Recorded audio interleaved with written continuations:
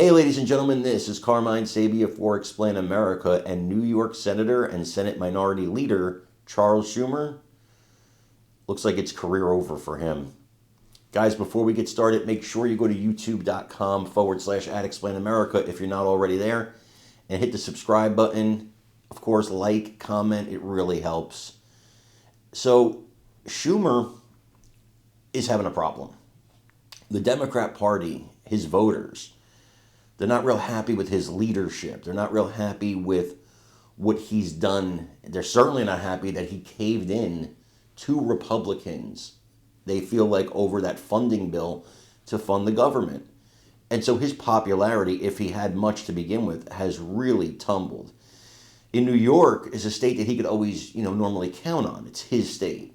And he does really well there until a recent poll. See, the recent poll shows him 19 points behind Representative Alexandria Ocasio-Cortez in a hypothetical Democrat primary for his spot in the Senate. That's a little crazy. And it's really rough for somebody like Schumer because he's an elder statesman, so to speak, and you got this young girl coming in.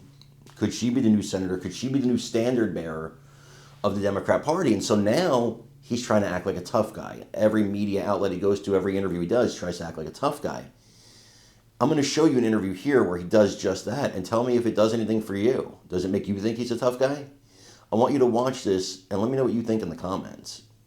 On low price goods. Well, it's built on jobs and industry and a whole lot of things that we've done away with in this country because we've had a lot of bad leaders over the years. Now, speaking of which, Senator Chuck Schumer is calling for Congress to take President Trump's tariff authority away from the President of the United States, the same power that the Democrats, including Chuck Schumer, were more than happy to hand over to Sleepy Joe when he was living in the White House in a coma, all because the Lizard King, Schumer, says that President Trump is going overboard. Congress has always had the power to deal with tariffs, and we've always had these fights in the past on some of the tariff issues as well. But now that Trump is going so overboard, Congress has every legal authority to take those powers back, and that's what we aim to do. And Ella, I've got to say, it's about time we had this discussion. I think it's long overdue, and President Trump is bringing us to this discussion. And honestly, and it is effectively slave labor in communist China, a billion of them, and the Chinese communists aren't doing any favors to the Chinese people there.